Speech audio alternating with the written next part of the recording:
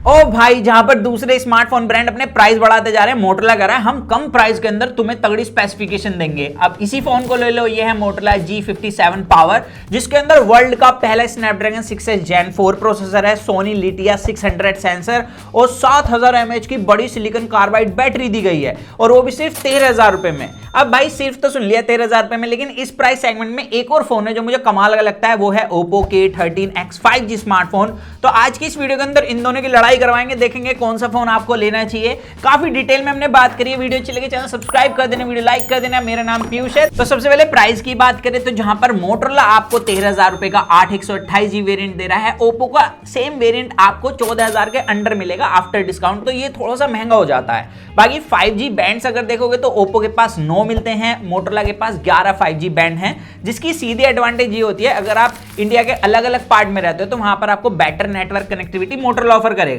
But हमने अपने area के अंदर दोनों फोनों को टेस्ट करा सिम डाल के, तो यहां पर मोटोरोला के पास सबसे पहले तो आपको डुअल नैनो सिम स्लॉट मिलता है, मतलब आप इसके अंदर मेमोरी एक्सटेंड नहीं कर सकते। ओप्पो के अंदर कर सकते हो क्योंकि यहां पर हाइब्रिड सिम स्लॉट दिया गया है। बाकी यहां पर नेटवर्क कनेक्टिविटी जब मैंने देखी दोनों के अंदर VoNR मिल रहा था, बट मोटोरोला के पास 5G++ की आपको एडवांटेज यहां पर देखने के लिए मिल रही होगी। हालांकि जो दोनों की स्पीड है वो मेरे को लगभग सेम ही मिली है और कॉलिंग क्वालिटी भी सेम है। बाकी दोनों ही फोन वाटर रेजिस्टेंट है, मोटोरोला IP64 तो ओप्पो IP65, तो लगभग सिमिलर ही कहेंगे हम इन्हें। इसके अलावा दोनों ही MIL सर्टिफाइड 81H सर्टिफाइड है, मतलब दोनों फोन के गिर के टूटने के चांसेस काफी कम हो जाते हैं। इसके अलावा दोनों की बिल्ड और इन हैंड फील की बात करी जाए, मैं मोटोरोला को पिक करूंगा सीधे तौर पर, क्योंकि भाई ये लगता नहीं इतना कम प्राइस का फोन है, ये हाथ में अच्छी इन हैंड फील देता है ओप्पो के कंपैरिजन में। ओप्पो बिल्कुल प्लास्टिक वाली फील देता है, क्योंकि एक तो यहाँ पर वीगन लेदर टेक्सचर यूज करा है मोटोरोला ने, ओप्पो ने प्योर प्लास्टिक यूज करी है, वो भी स्लिपरी वाली, जिसकी वजह से हाथ से फिसलता है फोन। इसे कवर के साथ ही आपको यूज करना पड़ेगा, मोटोरोला विदाउट कवर भी यूज कर सकते हो। और साइड का फ्रेम हालांकि दोनों का प्लास्टिक का है। और फ्रंट प्रोटेक्शन की बात करी जाए, वहां पर मोटोरोला ने कॉर्निंग गोरिल्ला ग्लास 7 आई प्रोटेक्शन यूज करी है। ओप्पो में कौन सा ग्लास है पता ही नहीं है, हालांकि इन्होंने चाइनीज जो ये वाला फोन निकाला था उसके अंदर सेम कॉर्निंग गोरिल्ला ग्लास 7 आई दिया था, लेकिन इंडिया के अंदर कौन सा ग्लास है ये इन्होंने स्पेसिफिकली बताया नहीं, तो भाई चूने लगा गए। इसके अलावा नीचे की तरफ दोनों के पास आपको टाइप सी पोर्ट मिलता है और 3.5 mm जैक का गड्ढा भी मिलता है। अब एक ऐसा सेगमेंट जहां पर भाई सीधे तौर पर मोटोरोला बढ़िया है वो है डिस्प्ले। यहां पर अगर डिस्प्ले देखोगे दोनों के पास IPS LCD पैनल है 120 हर्ट्ज रिफ्रेश रेट के साथ, दोनों का ही 120 हर्ट्ज काफी अच्छे से काम भी करता है। लेकिन मोटोरोला के पास आपको फुल HD डिस्प्ले मिलती है, वहीं पर जो ओप्पो है इसके पास सिर्फ HD डिस्प्ले दी गई है, जिसकी वजह से पिक्सल और ऊपर से जब आप कोई कंटेंट भी देख रहे हो तो कलर कॉन्ट्रास्ट रेशियो भाई मोटोरोला की डिस्प्ले का ज्यादा बढ़िया है। हालांकि दोनों एक चीज में लगभग सिमिलर है, वो दोनों की पीक ब्राइटनेस। मोटोरोला के पास 1050 निट्स की पीक ब्राइटनेस मिलती है, ओप्पो के पास 1000 निट्स की। दोनों मेरे को लगभग सिमिलर ही लगे, आप भी यहां देख सकते हो। अब दोनों के पास IPS पैनल है, तो आपको साइड माउंटेड फिंगरप्रिंट सेंसर मिलता है, जिसकी स्पीड रिकॉग्निशन दोनों की लगभग सिमिलर है। और हैप्टिक्स के मामले में यहां पर मुझे मोटोरोला बढ़िया लगा। इसकी जो हैप्टिक मोटर है, मतलब वाइब्रेशन मोटर, वो थोड़ा ज्यादा इंटेंसली परफॉर्म करती है एज कंपेयर टू ओप्पो। बाकी दोनों के अंदर कंटेंट देखते हो जो स्पीकर्स है वो भी मोटोरोला के बढ़िया है, क्योंकि एक तो स्टीरियो स्पीकर्स है वो भी डोल्बी एटमॉस की शक्ति के साथ। ओप्पो दे रहा है सिर्फ मोनो स्पीकर्स, इसके स्पीकर सिर्फ चीखते हैं। अब मैं कहना क्या चाहता हूं यहां आप सुनो।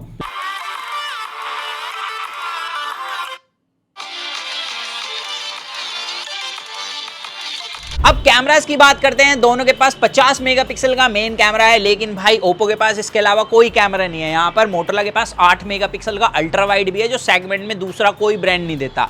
इसके अलावा फ्रंट में दोनों के पास 8 मेगापिक्सल का कैमरा है। अब यहाँ पर दोनों से मैंने 1080p 60 FPS में वीडियो रिकॉर्ड करी है। बैक से यहाँ पर आप देख सकते हो मोटोरोला की वीडियो कितनी स्टेबल है और कलर्स कितने ज्यादा अच्छे हैं। हालांकि ये बीच बीच में कभी कभी फोकस छोड़ देता है जब ये डायरेक्ट लाइट को फोकस करेगा, बट यहाँ पर ओवरऑल जो वीडियो है ये मोटोरोला की काफी अच्छी है। एंड इसी तरीके से फ्रंट कैमरा वीडियो के अंदर भी आप देखोगे कि मोटोरोला के कलर्स और डिटेल प्लस स्टेबलाइजेशन काफी ज्यादा अच्छी है ओप्पो के कंपैरिजन में। और ऊपर से मोटोरोला के पास 2K 30 FPS का ऑप्शन मिलता है फ्रंट बैक में। ओप्पो कह रहा है ये क्या होता है, मैं तो पता ही नहीं है। अबे साले। अब फोटोज में देखो मोटोरोला के पास अल्ट्रा वाइड की तो एडवांटेज आती है, जिसकी फोटोज काफी अच्छी है सेगमेंट को देखते हुए। बाकी मेन कैमरा की बात की जाए, कलर डिफरेंस दोनों ही फोन में काफी अच्छा है।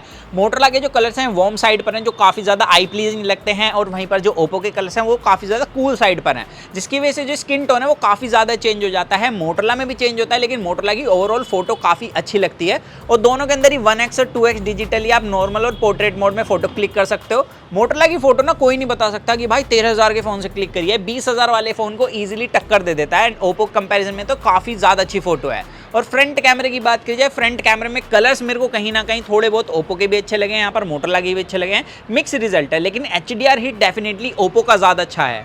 तो ओवरऑल कैमरा में भाई मोटोरोला ज्यादा पॉइंट्स ले जा रहा है हमारी टेस्टिंग के अंदर। लेकिन अब एक और सेगमेंट आता है जहां मोटोरोला बेहतर है, वो है भाई परफॉर्मेंस। मोटोरोला के पास वर्ल्ड का पहला स्नैपड्रैगन 6s Gen 4 प्रोसेसर दिया है जो 4 nm पर बिल्ड है। अपना जो ओप्पो है इसके पास MediaTek Dimensity 6300 प्रोसेसर दिया है जो 6 nm पर बिल्ड है, जो ऑब्वियसली ज्यादा बैटरी कंज्यूम करेगा 4 nm के प्रोसेसर के कंपैरिजन में। एंड यहां पर जो कोर्स भी हैं वो स्नैपड्रैगन के प्रोसेसर के पास नहीं है, Cortex A78, और इसकी जो क्लॉक स्पीड है और MediaTek की क्लॉक स्पीड है हालांकि वो ऑलमोस्ट सिमिलर मिलती है। अब इनमें फर्क क्या है मैं आपको बताता हूं। दोनों में जब मैं Antutu रन करा रहा था भाई, ओप्पो के अंदर आपको Antutu Lite ही रन कराना पड़ेगा, ये Antutu को सपोर्ट नहीं करता है, और इसका जो स्कोर था Antutu Lite में 5 लाख का देखने के लिए मिला। मोटोरोला में नॉर्मल Antutu ही चल गया और उसका स्कोर 8 लाख देखने के लिए मिला। तो स्कोर और यहां पर Antutu का जो वर्जन है उससे ही आप अंदाजा लगा सकते हो कि मोटोरोला ज्यादा पावरफुल फोन है। इसके अलावा दोनों के पास UFS 2.2 की स्टोरेज मिलती है, LPDDR4X रैम है, वो तो एग्जैक्ट सेम है, और यहां पर ऐप ओपनिंग क्लोजिंग की स्पीड भी सेम है।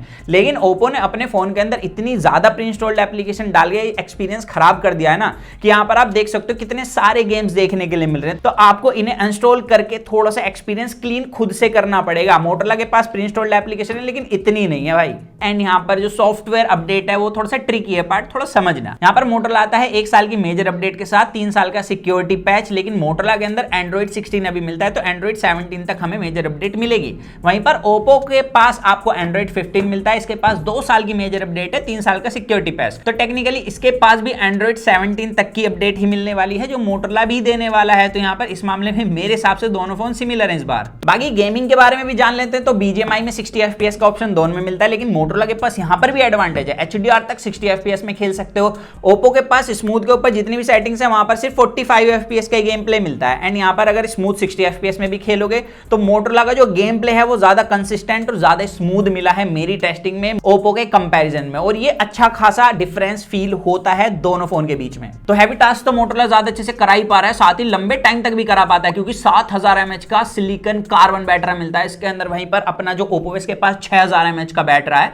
अब यहाँ पर ओप्पो के पास एक एडवांटेज तो है कि 45 वोल्ट की चार्जिंग मिलती है, मोटोरोला के पास 33 वोल्ट की फास्ट चार्जिंग है, और दोनों ही बॉक्स के अंदर आपको चार्जर मिल जाएगा। और जितना मैंने दोनों को साइड बाय साइड टेस्ट करा है, यहाँ पर मोटोरोला की सिर्फ बैटरी कैपेसिटी में ज्यादा नहीं है, इसका बैटरी बैकअप भी एक्चुअल में ज्यादा मिलता है। तो ओवरऑल पहली बार ऐसा हो रहा है भाई हमारे कंपैरिजन में कि एक फोन क्लियरली विनर है, वो है भाई मोटोरोला। चाहे इन एंड फील की बात हो, डिस्प्ले, कैमरास, यहाँ पर परफॉर्मेंस, बैटरी बैकअप, हर चीज में मोटोरोला ने इस बार ओप्पो को किल कर दिया है। मैं सीधे तौर पर बोलता हूं कि अगर आपको 13,000 रुपए में एक अच्छा 5G फोन चाहिए तो मोटोरोला G57 पावर 5G एक तगड़ा फोन है, आप इसे परचेज कर सकते हो। बाकी आपको वीडियो कैसी लगी कमेंट्स में बताना, चैनल पर नए चैनल सब्सक्राइब करना, वीडियो लाइक करना। मेरा नाम है पीयूष, तो मिलते जल्दी कूल और एक्साइटिंग वीडियो में। तो जब तक के लिए जो मन मैं कैसे करे to watch your heart feel, stay in with that HFV unbox guys.